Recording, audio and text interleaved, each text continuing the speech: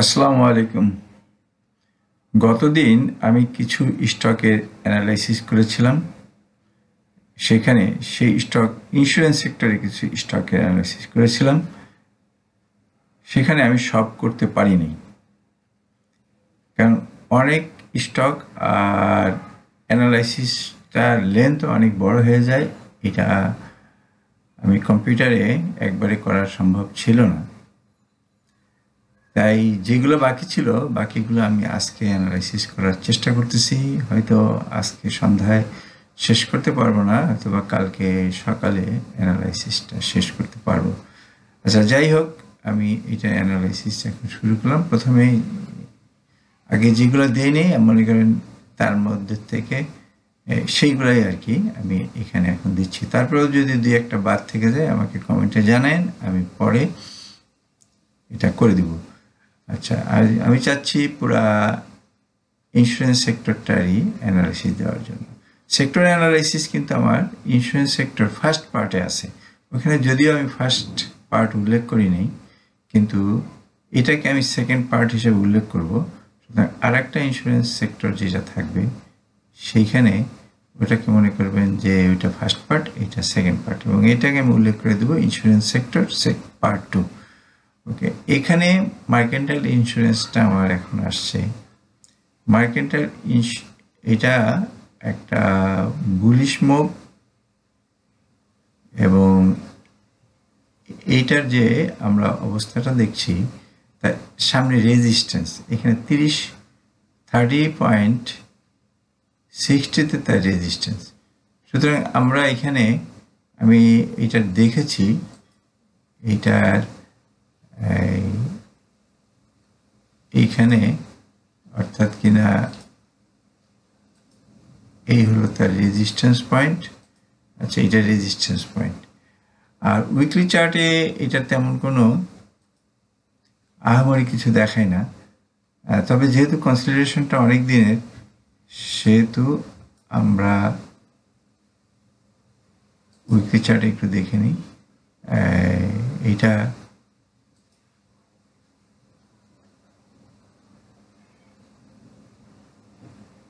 ওকে, weekly চার্টে আমরা এখানেও একটা অনেক দিনের কনসিডারেশন, অর্থাৎ এখানে একটা কঠিন রেজিস্ট্যান্স দেখছি। এই রেজিস্ট্যান্সটা তার পার হওয়া লাগবে। সুতরাং আমরা আপাতত কোনো অ্যানালাইসিস না করেই বলতে পারি যে তার আপাতত তার গন্তব্য আমাদের 30.30। এটা বহুদিনের একটা রেজিস্ট্যান্স, এইখান থেকে শুরু। সুতরাং এই রেজিস্ট্যান্সটা অতিক্রম করার পরে আমি চেষ্টা করব এটার অ্যানালাইসিস দেওয়ার জন্য। এটা আবার তখন আবার অ্যানালাইসিস দিব। আচ্ছা, এবার আমি পরবর্তী স্টকে আসি। এটা হচ্ছে SICL। SICL অনেকদিন থেকে পড়ছে। এটার উইকলি চার্টটা দেখে একটু। উইকলি চার্টটা এখানে যেভাবে আসছে, এইখান থেকে আমরা এর আগে যে ক্যাশ ডিভিডেন্ড দিছিল 3%, ওকে, NAV 30, EPS 1.34 আগের বাড়ি ছিল। আচ্ছা, এখন এখান থেকে আমরা খুব বেশি একটা কিছু আশা করতে পারছি না। এইভাবে যে এখানে একটা দেখেন উইকলি চার্টে একটা শঙ্কু গ্যাপ ছিল 1 2 3। শঙ্কু গ্যাপটা সে অতিক্রম করছে। এখন তার এইখানে একটা রেজিস্ট্যান্সও আছে। এইখানে আমরা রেজিস্ট্যান্সটা দুইটা হয়তোবা সে পার হয়ে গেল কিনা। আচ্ছা, যাই হোক। আচ্ছা, সেকেন্ড হচ্ছে তার রেজিস্ট্যান্সটা যদি পার হয়, তারপরে এইখানে তার একটা যে প্যাটার্ন হচ্ছে, এটাকে আমরা বলবো হলো চ্যানেলও বলতে পারি, বা এইটাকে আমরা উল্পেবও বলতে পারি। তাহলে উল্পেব হলে পরে আমরা তার আপাতত আমি শর্ট টার্ম হিসাব করতেছি, আপাতত তার শর্ট টার্মে একটা টার্গেট হতে পারে এই পর্যন্ত অ্যাজ এ উলফাইভ, অর্থাৎ কিনা সে তাকে যদি আমরা এখান থেকে সোজা টেনে নিয়ে যাই তাহলে সে 31.90-তে টাচ করবে, তারপরে সে কারেকশন হয়ে আবার তখন হয়তো একটা ভালো প্যাটার্ন তৈরি হবে, হারমোনিক প্যাটার্ন, সেই সময় এটার পরবর্তী অ্যানালাইসিস আমরা দিতে পারি বা অ্যানালাইসিস করতে পারি। আচ্ছা, হ্যাঁ, এইটাই আমি সেই উলফাইভটাই এখানে বলতেছি। এটা উলফাইভটা এখন প্রায় ব্রেকআউটের, এটা আর একটু সুন্দর করে করি, ব্রেকআউট আমার মনে হয় ব্রেকআউট হয়ে গেছে। হ্যাঁ, আচ্ছা, এটা ব্রেকআউট হয়ে গেছে, সুতরাং এটা ব্রেকআউট হলে পরে আমি এইটাকে আর একটু এদিকে নিয়ে আসি, মেবি সে এখানে টার্গেট আর একটু কমে গেল, অর্থাৎ কিন্তু 31.30। হ্যাঁ, আপাতত টার্গেট এখান থেকে সে এটাকে ব্রেক করলে তার পরবর্তী গন্তব্যে সে যেতে পারবে। আচ্ছা, নেক্সটে আসি পিপলস ইন্স্যুরেন্স। পিপলস ইন্স্যুরেন্সে আগে একটা টার্গেট ফ্ল্যাপ করছে, কিন্তু তারপরে এখন যে অবস্থা,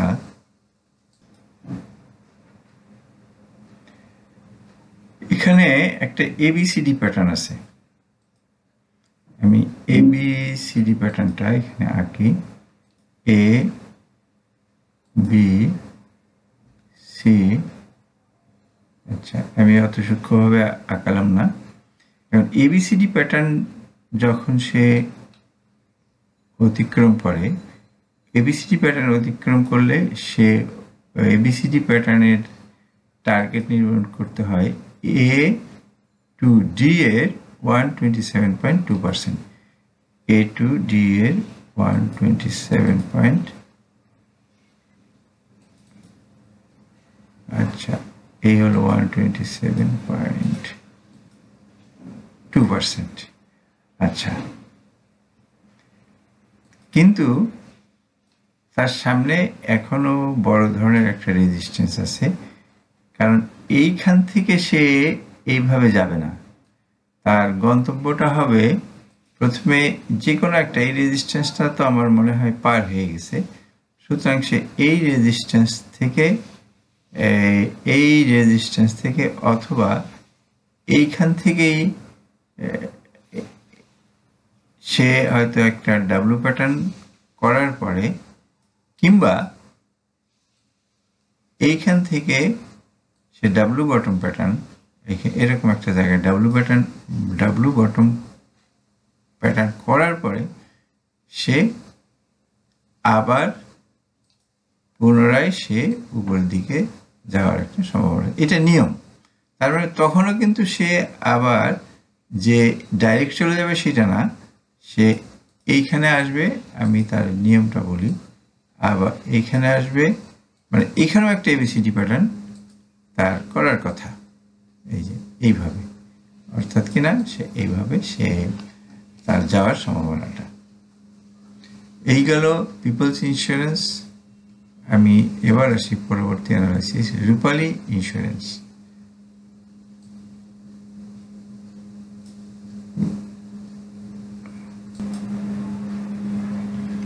রূপালী ইন্স্যুরেন্সের আমি খুবই একটা শর্ট টার্ম অ্যানালাইসিস করব, আমি লং টার্মে যেতে যাচ্ছি না এই শেয়ারটার এই মুহূর্তে, এর ফান্ডামেন্টালটা বেশ ভালো, তারপরেও আমি এখন লং টার্মে যেতে চাচ্ছি না, কারণ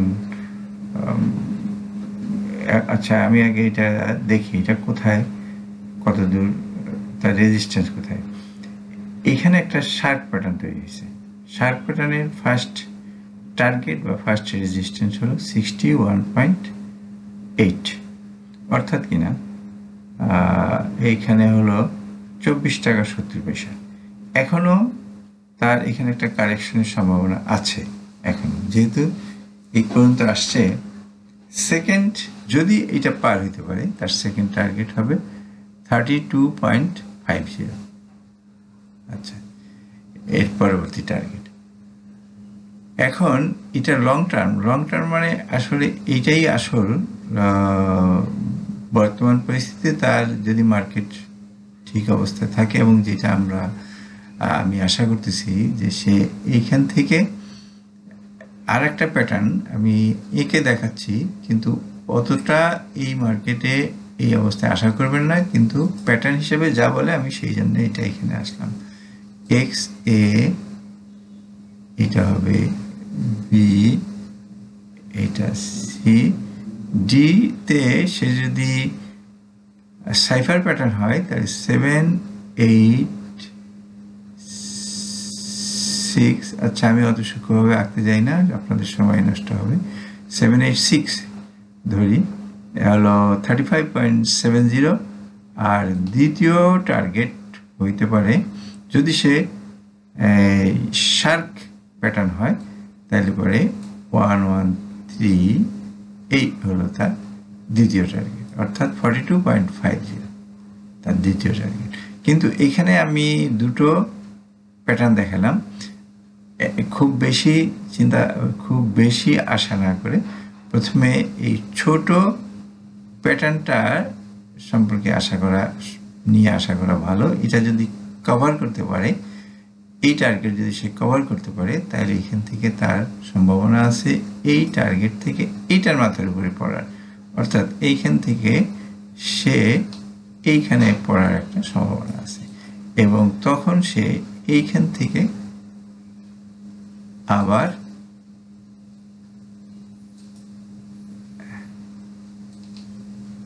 এই টার্গেট মিট করতে পারে। এটা হলো নর্মালি হারমোনিক প্যাটার্ন বা যে কোনো ধরনের প্যাটার্নের ক্ষেত্রে সাপোর্ট রেজিস্ট্যান্সগুলো যেভাবে কাজ করে আমি সেইটা এখানে জানালাম, বা সেইটা আমি এখানে দেখালাম। আচ্ছা, নেক্সটে রূপালী ইন্স্যুরেন্স পরে নেক্সটে আমরা আসি, যেটা আসবো সেটা রিলায়েন্স ইন্স্যুরেন্স। রিলায়েন্স ইন্স্যুরেন্স তার সাপোর্ট লেভেলে আসার পরে ব্যাক করছে, অর্থাৎ রিভার্স করছে। এখন এইটা হলো তার সাপোর্ট লেভেল। এখন তার অ্যানালাইসিসটা করতে হলে পরে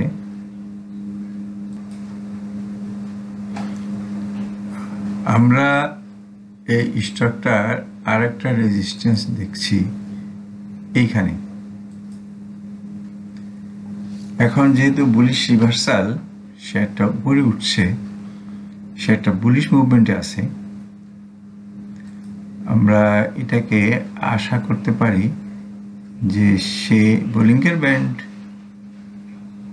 দিয়ে, বোলিঙ্গের ব্যান্ড রুলস অনুযায়ী আপার বোলিঙ্গের ব্যান্ড, মিড বোলিঙ্গের ব্যান্ড, এভাবে করতে করতে সে এই রেজিস্ট্যান্সটা আপাতত টাচ করবে। এখন এইটা ব্রেক করলে আমরা বিকল্প চিন্তা ভাবনা করতে পারি, কারণ শেয়ারটার রেজিস্ট্যান্সগুলো খুব বেশি। আমি এর বেশি কোনো মানে লং টার্মে কোনো ধরনের অ্যানালাইসিস দিকে ঠিক যেতে পারছি না। আর যদি আর একটা অ্যানালাইসিস এটার আমরা লং টার্মে যেটা হইতে পারে সেটা হলো, আমি তাহলে 3 days ভিউতে নিই। 3 days ভিউতে নিলে একটু সুবিধা হয়। এইখান থেকে আমাদের যে প্যাটার্নটা হয়, এই রেজিস্ট্যান্স পয়েন্টে এসে সে হয়তো একটা আর ডবল বটম করার সম্ভাবনা নাই যদিও, কিন্তু এইখানে একটা এই রেজিস্ট্যান্সে সে একটা কারেকশনে আসতে পারে। এই জায়গাটায় তার একটা রেজিস্ট্যান্স আছে, এখানে সে একটা কারেকশনে আসতে পারে। এবং এটা যেহেতু B point is equal to 733, এটা 786ও না, আবার 61 পয়েন্টও না। সুতরাং আমরা পরবর্তী এটার 61 হলে পরে টার্গেট হতো 161.8, আবার 786 হলে এটার টার্গেট হলো 274। তা আমরা যেহেতু কোনোটাই পাচ্ছি না, অর্থাৎ দুইটার মাঝামাঝি জায়গায় আছে, সুতরাং আমরা আপাতত বাটারফ্লাই প্যাটার্নের টার্গেটটা নিলাম, মিনিমামটা নিলাম। আমরা ম্যাক্সিমামের দিকে কোনো সময় যাব না। সুতরাং যদি ম্যাক্সিমামটা টাচ করে অর্থাৎ কিনা যদি 784 ব্রেক করে দেন আমরা চিন্তা করবো এটা ক্র্যাপ প্যাটার্নের একটা ক্র্যাপ প্যাটার্নটাকে আমরা এটাকে চিন্তা করবো এবং সেই ক্ষেত্রে সেই সময় আমরা 161.8-এ যাব। আপাতত আমরা নিকটবর্তী বি পয়েন্টের জন্য তার নিকটবর্তী টার্গেট 127.4 বা 99.50। প্রতিটা স্টকেই মানে একবারে টার্গেটটা দিয়ে দিতে পারি না, আমাকে বারবার ব্যাখ্যা করতে হচ্ছে যে কোথায় রেজিস্ট্যান্স এবং কোথা থেকে সে ফিরে আসবে ইত্যাদি। আসলে আমি যদি এই স্টকটার অ্যানালাইসিসটা এইভাবে একবারে দিতে পারি সেটা খুব ভালো হয়, বিশেষত আমার যারা স্টুডেন্ট আছে তারা এটা বুঝবে, এটা 68,786,60। আচ্ছা, এইটা তারা বুঝবে যে এইখানে আমি কেন এটা দিলাম আর এর ভিতরে কোথায় যে সে পড়ে যেতে পারে। আর একটু ছোট করি। আচ্ছা, মানে কোথায় কারেকশন হবে এই সমস্ত বিষয়গুলো নিয়ে আর সময় নষ্ট হয় না।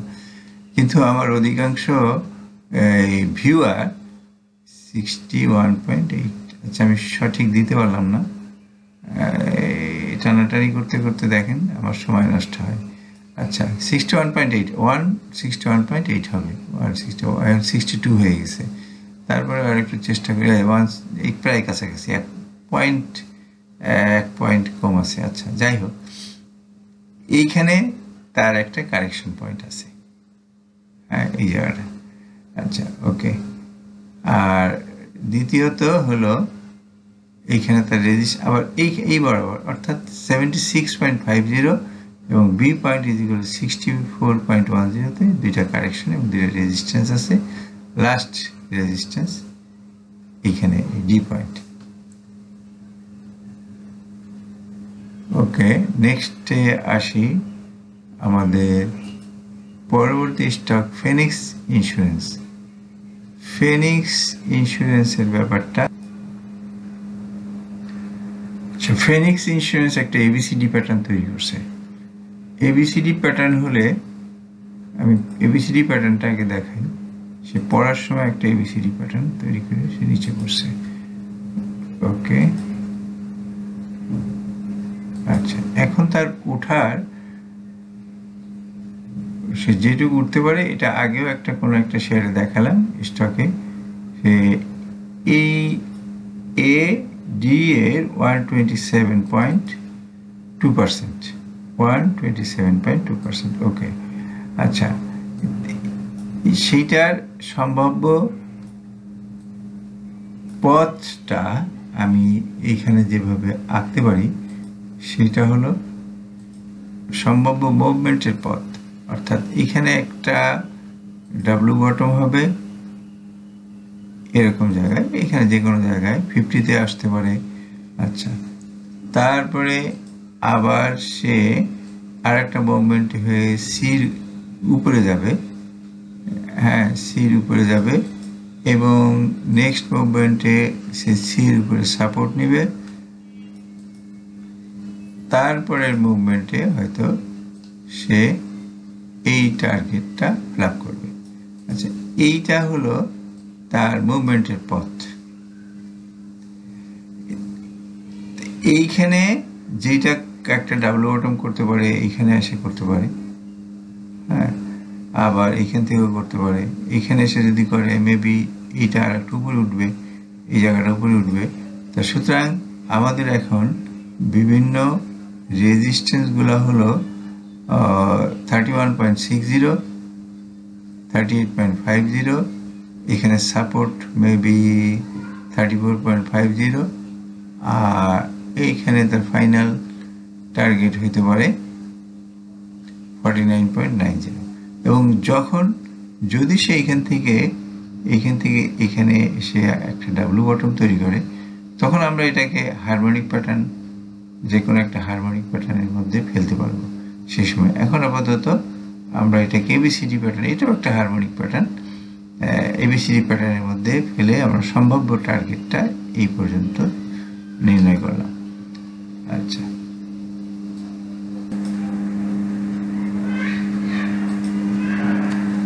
ICICL একে উপরে উঠতে হলে পরে, আমি এটা উইকলি চার্টে নিয়ে আসছি, উপরে উঠতে হলে পরে তাকে এই রেজিস্ট্যান্সটা পার হতে হবে। আপাতত আমরা এই রেজিস্ট্যান্সটা ধরি, এটা পার হোক, তারপরে আমরা এটা অ্যানালাইসিস দিব। শুধু এটাই না, তারপরেও একটা সমস্যা আছে শেয়ারটা, তা এইখানে একটা রেজিস্ট্যান্স, আচ্ছা রেজিস্ট্যান্সটা আমি একটু লাল কালি দিয়ে রেখে দিচ্ছি। আর একটা রেজিস্ট্যান্স হলো তার এইখানে, অর্থাৎ কিনা সে বর্তমানে এইখানে রেজিস্ট্যান্স বলতে বোঝাচ্ছে, আচ্ছা এই রেজিস্ট্যান্সটা তাকে পার হইতে হবে, এইখানে একটা রেজিস্ট্যান্স আছে এটা পার হইতে হবে, আবার এই রেজিস্ট্যান্স, অনেকগুলো রেজিস্ট্যান্স তাকে পার হইতে হবে, এবং বলতে পারা যায় যে এটা খুবই একটা কঠিন একটা সিচুয়েশনের মধ্যে আছে।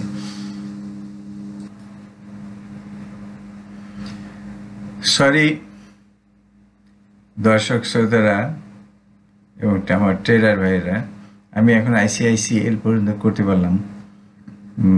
পরবর্তীতে আবার আমি কাল সকালবেলা বাকিগুলো করব। এখন আমি খুব বেশি এগুলো করতে পারলাম না, সন্ধ্যা 7টা, এবং পরে রাত্রে যদি আর কিছু করি এগুলো পরে আর একটা থার্ড পার্টে যোগ করে দেবো। যদিও বলছিলাম যে সেকেন্ড পার্টে সব শেষ করে দেবো, কিন্তু সেকেন্ড পার্টে সব করতে পারতেছি না। আচ্ছা যাই হোক, এখন আপাতত এখানেই শেষ করতে হচ্ছে। ধন্যবাদ সবাইকে।